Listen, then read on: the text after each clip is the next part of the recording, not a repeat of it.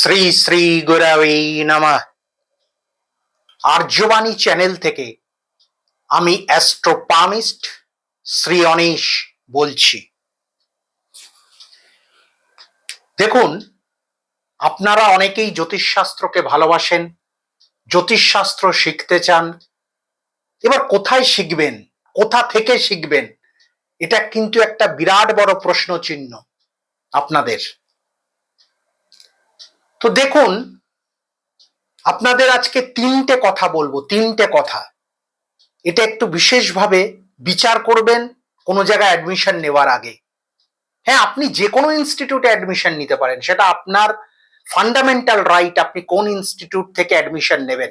কিন্তু তার আগে তিনটে বিষয় একটু বিশেষভাবে বিচার বিবেচনা করবেন।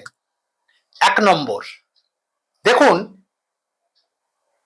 হিন্দিতে একটা প্রবচন আছে, প্রবচন বলা হয় হিন্দিতে, कोई भी दुकानदार अपना दही को खट्टा नहीं बोलता, कोई भी दुकानदार अपना दही को खट्टा नहीं बोलता। এর মানে হলো, কোনো দোকানদারই নিজের দইকে টক বলে না। ঠিক আছে? যে জায়গার যারা কর্ণধার, যে ইনস্টিটিউটের যিনি বা যারা কর্ণধার, তানারা সবসময় নিজের ইনস্টিটিউটের ঢাক তো নিজে পেটাবেনই। এটা কোনো বিশেষ বিষয় নয়। আমি আমার ইনস্টিটিউটের ঢাক পেটাবো, অন্যজনের ইনস্টিটিউটের ঢাক পেটাবেন, এটা খুব স্বাভাবিক ব্যাপার। এবার আপনারা তো বিভ্রান্ত, বিচলিত, কি করবেন? তার সহজ পন্থা বলে দিচ্ছি।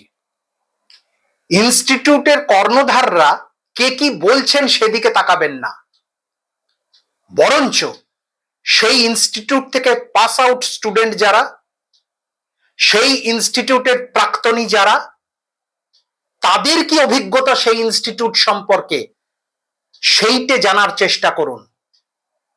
দেখুন, আমাদের এই আর্যবাণী ইনস্টিটিউটের যে ভিডিওগুলো আছে, সেখানে যদি আপনি স্ক্রল ডাউন করে নামতে থাকেন, দেখবেন আর্যবাণী ইনস্টিটিউটের প্রথম ব্যাচের স্টুডেন্টরা, আর্যবাণী ইনস্টিটিউটের দ্বিতীয় ব্যাচের স্টুডেন্টরা আর্যবাণী ইনস্টিটিউট সম্পর্কে কি বলছেন, তাদের অভিমত কি, তাদের এক্সপেরিয়েন্স কি, তাদের অভিজ্ঞতা কি, যে এখানে কিরকম ভাবে পড়ানো হয়, কিরকম ভাবে শেখানো হয়, এটা হলো গুরুত্বপূর্ণ। কর্ণধাররা কে কি বলছেন সেটা বিষয় নয়, সেটা বিচার্য বিবেচনার মধ্যেই আনা উচিত নয়। সবসময় স্টুডেন্টদের অভিমত শুনবেন, যারা সেখান থেকে পাসড আউট। এটা গেল 1 নম্বর পয়েন্ট। 2 নম্বর পয়েন্ট হলো, আপনি যেখানে খুশি শিখতে পারেন, তার আগে জেনে নেবেন সেখানে বিশেষ কিছু জিনিস যেগুলো বৈদিক জ্যোতিষের বিষয়, এবং যেগুলো আগেকার দিনের জ্যোতিষীরা, মানে আমরা যাদের থেকে শিখেছি, তারা আমাদের শিখাতেন হাতে কলমে। তখন তো সফটওয়্যার আসেনি মার্কেটে, কম্পিউটারই আসেনি। আমি যে সময় কথা বলছি, যে সময় থেকে আমি শিখছি, আমি আজও শিখছি, যে সময় থেকে শেখাটা শুরু করেছিলাম, অর্থাৎ 97-98, 87-88 সাল থেকে আমার জ্যোতিষ শিক্ষা শুরু। তো আমার যিনি পূজনীয় গুরুদেব ছিলেন, স্বর্গীয় হরিদাস সিংহ মহাশয়, তিনি আমাকে কিন্তু হাতে কলমে শিখিয়েছিলেন কিভাবে সন্ন্যারী চক্র নির্ণয় করতে হয়, কিভাবে ত্রিপাদ চক্র নির্ণয় করতে হয়, কিভাবে নবতারা চক্র নির্ণয় করতে হয়, হাতে কলমে। তখন কোথায় সফটওয়্যার? এবং মজার ব্যাপার, বর্তমান যুগে সফটওয়্যারেও কিন্তু আপনি সন্ন্যারী চক্র পাবেন না, সে আপনি যত দামি সফটওয়্যারই কিনুন না কেন, ত্রিপাদ চক্র পাবেন না। কিছু কিছু সফটওয়্যারে হয়তো নবতারা চক্র হয়তো পেতে পারেন, তাও সেটা ইনকমপ্লিট। ফলে এগুলো ম্যানুয়ালি শিখতে হয়, এগুলো কিন্তু সফটওয়্যার বেস হলে হবে না। আর আপনি যদি সফটওয়্যার বেস জ্যোতিষী হয়ে যান, বা আপনি যে ইনস্টিটিউট থেকে শিখছেন সেটা যদি সফটওয়্যার বেস হয়, তাহলে আপনার শিক্ষা কিন্তু অসম্পূর্ণ থাকবে, ইনকমপ্লিট থাকবে।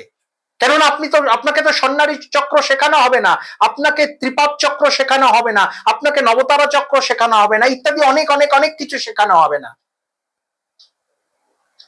আর এগুলো না শিখলে আপনি সঠিক, নিখুঁত এবং সূক্ষ্মাতি সূক্ষ্ম বিচার করতে আপনি পারবেন না। যেমন আজকেই আমার এক দাদা, ক্লায়েন্ট দাদা আর কি, এক ক্লায়েন্ট দাদা, আমার থেকে অনেক সিনিয়র, তার অপারেশন হবে, তার হাঁটুর অপারেশন হবে। তো তিনি আমার থেকে জানতে চাইলেন যে তার অপারেশনের সঠিক সময়টা কখন হবে, আজকেই জানতে চেয়েছেন। এক্ষেত্রে আমাকে কি বিচার করতে হবে? এক্ষেত্রে প্রথম, যে কোনো জ্যোতিষী বলবেন যে দশা মহাদশা প্রত্যন্ত দশা, না, শুধু সেটা বিচার করলে হবে না। এক্ষেত্রে কিন্তু স্বর্ণারী চক্র বিশেষভাবে বিচার্য। স্বর্ণারী চক্র, কেননা যে সময় তার অপারেশন হবে সেই সময় তার সাংঘাতিক নারীতে কিংবা তার বিনাশ নারীতে কোনো অশুভ গ্রহ গোচর করবে না। তো যদি অশুভ গ্রহ সেই সময় তার স্বর্ণারী চক্রের সাংঘাতিক নারী কিংবা বিনাশ নারীতে বিচরণ করে, গোচর করে, তাহলে কিন্তু সেই সময়টা তার অপারেশন আদৌ করা ঠিক হবে না। তাহলে এটা কিন্তু মহাদশা, অন্তর্দশা, প্রত্যন্ত দশা দেখে আপনি বলতে পারবেন, মানে সঠিক বিচার করতে পারবেন না, নিখুঁত বিচার করতে পারবেন না, সূক্ষ্মাতি সূক্ষ্ম বিচার করতে পারবেন না। এটা গেল 2 নম্বর পয়েন্ট। আর 3 নম্বর পয়েন্ট হলো জ্যোতিষশাস্ত্রে, জ্যোতিষশাস্ত্র সিদ্ধান্ত জ্যোতিষ বলে একটা বিষয় হয়। একটা হলো সিদ্ধান্ত জ্যোতিষ, আর একটা হলো ফলিত জ্যোতিষ। ফলিত জ্যোতিষ কোনটা? ওই সফটওয়্যার দেখে আমরা যেগুলো বলি সেটা হলো ফলিত জ্যোতিষ, কিন্তু সেটায় নির্ভর করে সবকিছু হয় না। গণিত জ্যোতিষ বা সিদ্ধান্ত জ্যোতিষ বলে একটা জিনিস আছে। সেটা হলো, এই বইটা দেখুন, এটা হলো বইটার নাম, ভালো করে তাকিয়ে দেখুন, table of ascendant, NC Lahiri মহাশয়ের লেখা টেবল অফ অ্যাসেন্ডেন্টস, অর্থাৎ লগ্ন কি করে নির্ণয় করবেন ম্যানুয়ালি, হাতে কলমে কি করে ম্যানুয়ালি লগ্ন নির্ণয় করবেন।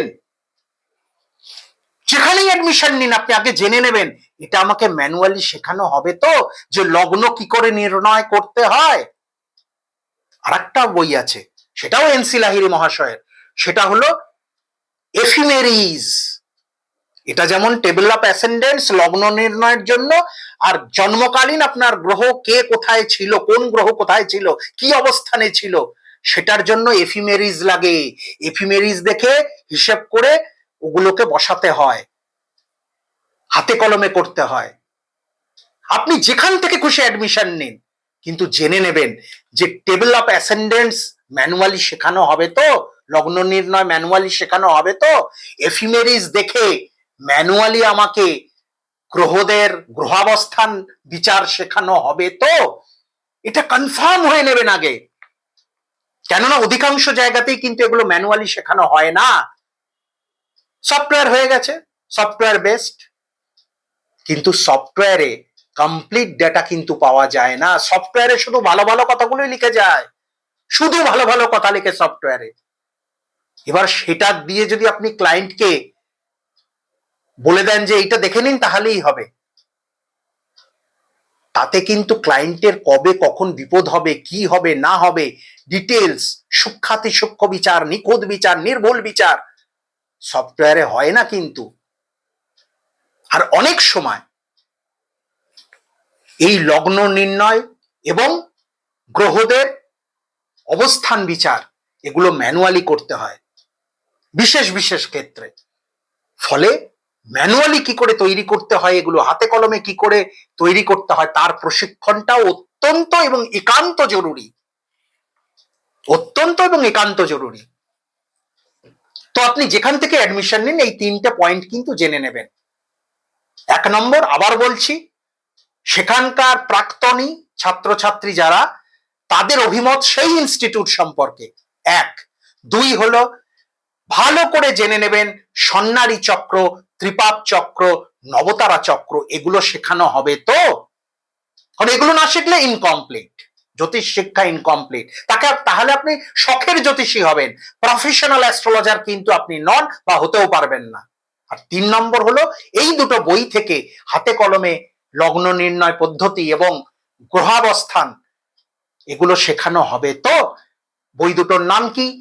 এনসি লাহিড়ীর টেবল অফ অ্যাসেন্ডেন্ট আর এনসি লাহিড়ীরই এফিমেরিজ। ভালো করে এই 3টে পয়েন্ট জেনে আপনি যেখানে খুশি অ্যাডমিশন নিন।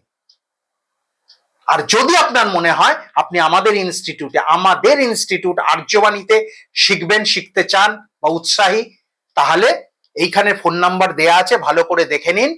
এই ফোন নাম্বার দুটোয় আপনি কল করবেন বা আপনারা কল করবেন এবং কথা বলে নেবেন। 79807, আমি বলে দিচ্ছি, লেখা আছে তাও বলে দিচ্ছি, 79807499608, 79807499608. The another number is 9433156447, 9433156447. সবাই খুব খুব ভালো থাকবেন। গুরু কৃপাহি কেবলম।